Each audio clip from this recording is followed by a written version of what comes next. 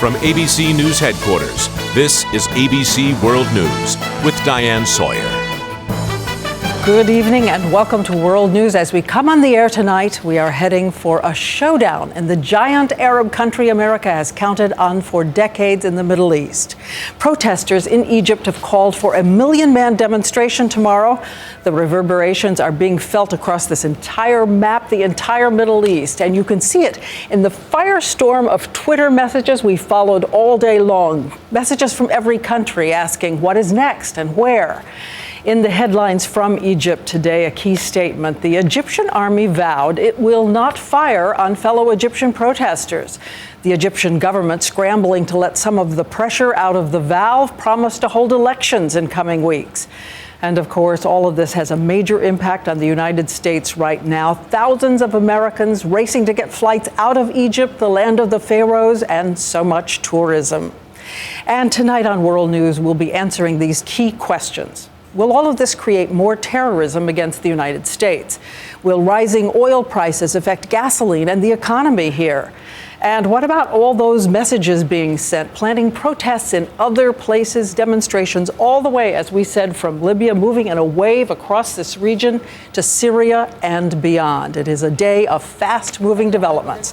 And so we turn first to ABC's Christiane Amanpour, who has been covering the Middle East for more than 20 years and has been to Egypt more than a dozen times. And tonight, she is right here in Cairo in the middle of it all. Christiane, good evening. Good evening, Diane. The army has vowed not to use force against the Egyptian people and therefore answering a key question of what would happen if they were given those orders. The curfew seems to mean nothing. Even now we can hear protesters chanting behind us, and it started early this morning. Day 7 of the protests in Egypt. The army began with a strong show of force on the streets.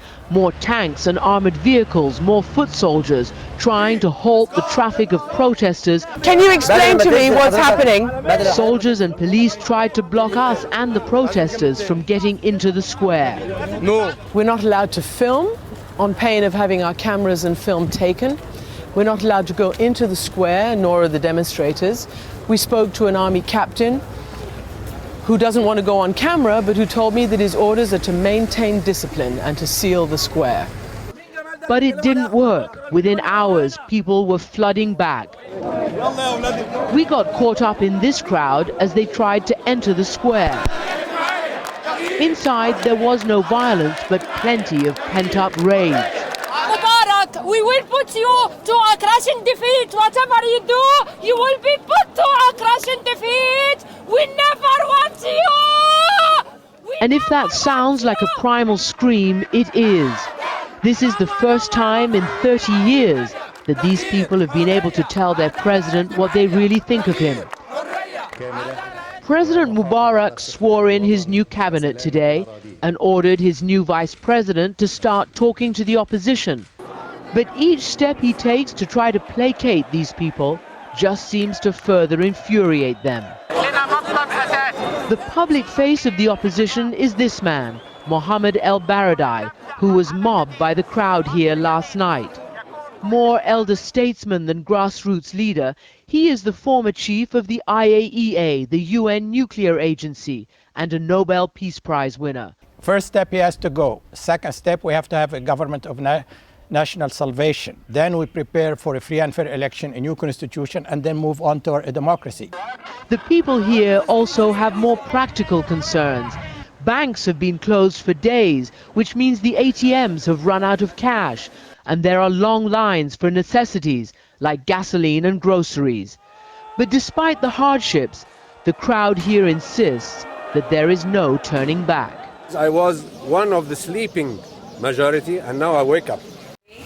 And Christiane, now a million tomorrow, a million waking up and moving in tomorrow. Tell us more about what you've learned that the government's going to do. Well, hopefully the protesters want a million people here, but the government has said that they want to stop that, and they're saying that they've stopped the trains coming into Cairo. Diane? We will be back to you later in the broadcast, Christian. Thank you. And of course, there are thousands of Americans, so many of them tourists and students, racing to get out of Egypt tonight. More than 1,200 were evacuated on flights today, running low on food and water in an airport scene that promises to play out for days to come. ABC's Lama Hassan has some of their stories. The first evacuees have started arriving in Athens, Istanbul, and Cyprus on chartered flights organized by the U.S. State Department. It's nice to be out of Egypt right now. But they are the lucky ones. Thousands remain in standstill traffic or stranded at the airport. It's complete chaos in the airport. In Cairo at 6 a.m. this morning, Hudson Smith and his son were packing up, desperately trying to get home to Atlanta. It's been kind of crazy. So it's time for us to get on a plane and go home. The airport ride isn't an easy one. Even if you have a flight booked, it's really difficult to get out of the city because there are army checkpoints everywhere and they keep stopping us and checking our cars. When we finally got there, we were told we couldn't film, so we used our camera in secret. We found long lines and frustrated people. I just want to confirm that my flight is canceled. It was canceled, just like so many flights today. Long lines, tired, frustrated passengers, some of whom have spent days living at the terminal. Did you sleep in the airport? Yeah, we were sleeping here. Where? Just on the floor and on the benches. 2 weeks in Egypt, we didn't get to see the pyramids. For the hundreds stuck here, there is no food or water. Cooking our own hamburgers at the Burger King maybe is an option. The embassy is working hard to get its citizens out.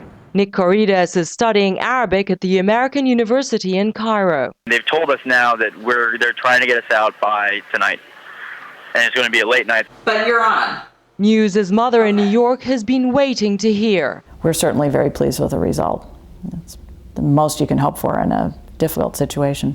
But for the Smiths, who gave up after spending more than 7 hours at the airport, they headed back to their hotel room and hunkered down for another night. It's just a matter of having perseverance and staying with it. The Smiths will be trying to get on a flight again tomorrow. As for those U.S. citizens waiting at the airport, we spoke to the embassy tonight and they told us they will be ferrying supplies to them of food and water. Diane? Food and water on its way. Thank you, Lama Hassan. And now, what about the key questions for the Americans abroad and the Americans here at home? Will this crisis in Egypt give a body blow to the American economy? And does it mean more terrorists deployed against the United States? Martha Raddatz, another of our experts on the region and American security, weighs in. The scene from these streets may be inspirational to some, but for America, it comes with concerns. First, if Mubarak falls, will America be less safe? Egypt has been a key partner in cracking down hard on al-Qaeda and other radical Islamist groups, capturing and sometimes brutally interrogating them by the thousands, but then passing on the intelligence to the U.S. If a leader less sympathetic to America takes over, or even worse, chaos settles in, look out. Al-Qaeda wants to create a pro-Al-Qaeda government in Cairo. If there is a change in the regime there, they will look for a way to begin that process. And the fears go beyond terrorism to oil. What might happen to the price of oil? Egypt does not export oil, but it refines massive amounts, and most importantly, is one of the world's most critical transit points. More than 1 million barrels of oil per day are pumped through the Suez pipeline, and nearly 2 million barrels pass through the Suez Canal.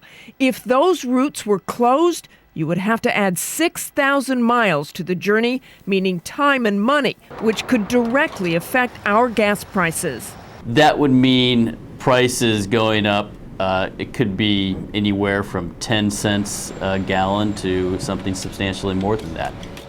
The effects are already being felt because of the instability there. In fact, listen to this. Gas prices are expected to increase 10 to 20 cents by the beginning of March, Diane, exactly what we don't need. So it's already underway. Okay, Martha. Well, all of this only adds, as you know, to the Obama administration's high wire, their very high diplomatic tightrope. How to stay close to an ally in a fragile part of the world and still embrace the Egyptian people's call for democracy.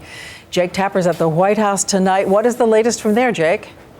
Diane, the Obama administration has dispatched a former ambassador, Frank Wisner, who was ambassador to Egypt during the Reagan and Bush senior years, to Cairo. He's on the ground there talking to Egyptian government officials about political reform. I asked, is he there? Is Frank Wisner there to gingerly show Mubarak the door? And the White House would not answer that question, Diane. But nonetheless, have you detected a shift in tone? Which direction? Absolutely. It seems to be much more towards preparing for Mubarak to leave. You hear President Obama talk about an orderly transition. Secretary of State Clinton said the same thing on the Sunday shows yesterday, an orderly transition. Now, the administration says they're not talking about a transition necessarily away from Mubarak being the president of Egypt, but one think tank expert on Egypt who visited with national security staff today said that she thought all this talk of an orderly transition is President Obama signaling to Mubarak directly that it's time for him to step down, Diane. So many ways a Shakespearean drama. Jake, thank you, reporting from the White House. And before President Obama, 4 other U.S. presidents dealt with Hosni Mubarak, who has held on to power for 3 decades. So who is this 82-year-old who has been such a survivor politically and every other way? Here's John Donvan. 30 years ago, he wasn't the dictator, he was the understudy, watching a parade with then Egyptian President Anwar Sadat, who was about to die. Arguably, it was the assassins who attacked the front seats, killing Sadat, who gave Mubarak his moment. Look, he was first to stand up, though slightly wounded in the hand, and constitutionally next in line as vice president, it was he who took the oath of office days later. Then 30 years went by, and here's what he has been for the U.S. for all of those years, about the most loyal ally we could imagine, a keeper of Egypt's peace with Israel, an opponent of extreme Islam, who sent his own forces into battle against Saddam Hussein when we asked in 1991, whose view of Saddam was pretty much ours. I had a feeling that something is abnormal in him. Sounds like a definition of crazy, no? But this primarily military man, comfortable with generals but not charismatic as a civilian, relatively private about life with his British-born wife, even his appearance over decades has had a distant, unchanging quality to it. He has led a people whose apparent destiny remained unchanged as well, to live on $2 a day, to live where the police have power to torture, to watch a tiny elite amass extreme wealth, and though a younger, more engaged man offered this piece of wisdom 20 years ago, when asked if he feared assassination, nobody is going to live forever. Forever is what his time in power has come to feel like to people ready for forever to end. John Donvan, ABC News, Washington.